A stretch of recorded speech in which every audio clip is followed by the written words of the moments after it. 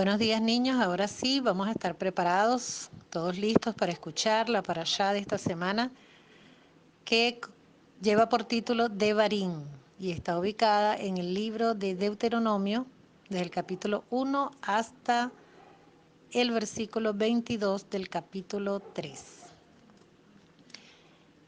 Esta parashá que lleva por título Devarim, la palabra Devarim significa palabras y es un libro donde Moshe hace como un resumen, un recuento de todas las leyes, decretos que estableció Hashem para su pueblo. También aquí se ve cómo Moshe no puede cumplir su deseo de entrar a la tierra prometida. Y el nuevo líder del pueblo de Israel es Josué.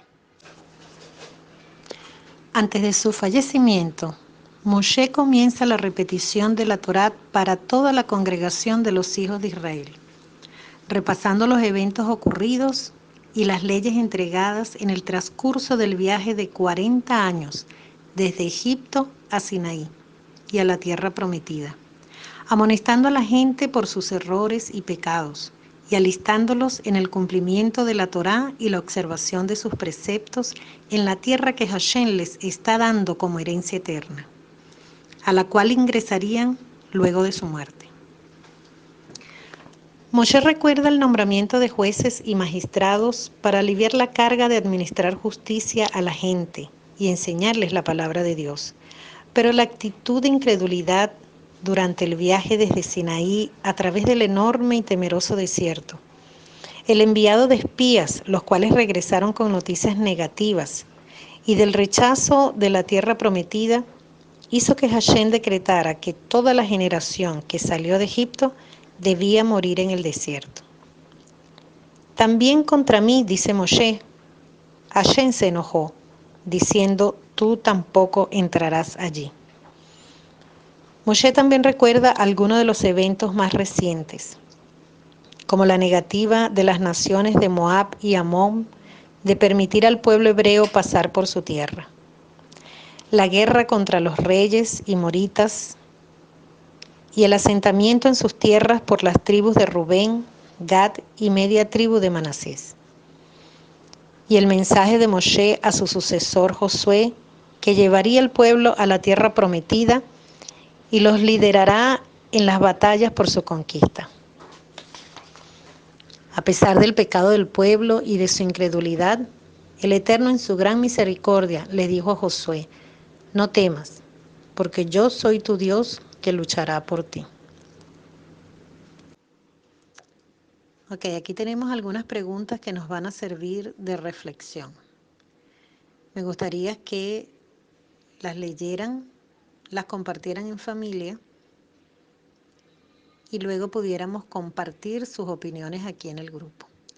La primera pregunta dice, ¿por qué crees que Moisés insistía tanto en recordarle al pueblo los preceptos del Eterno si ellos lo conocían? En esta parashá nosotros vemos que Moisés les recuerda al pueblo algunas actitudes que ellos tuvieron y las consecuencias de eso.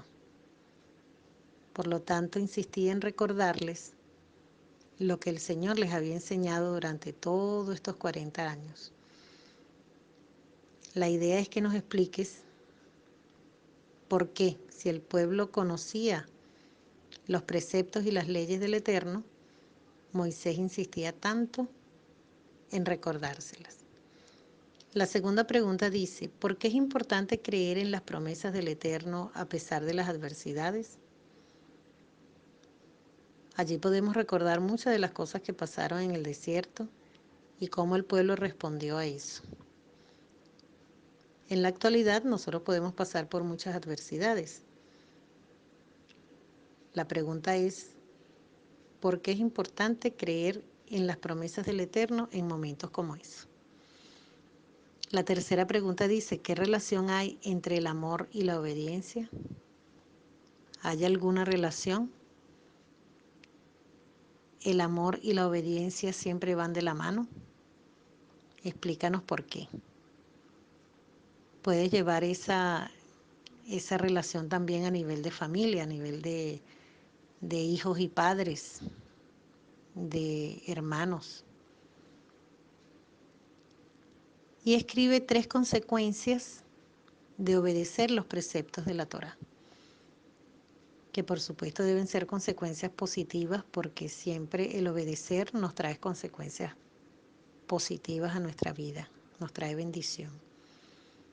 Entonces aquí están esas 3 preguntas, vamos a compartirlas en familia y cuando las tengan listas, entonces las compartimos aquí en el grupo.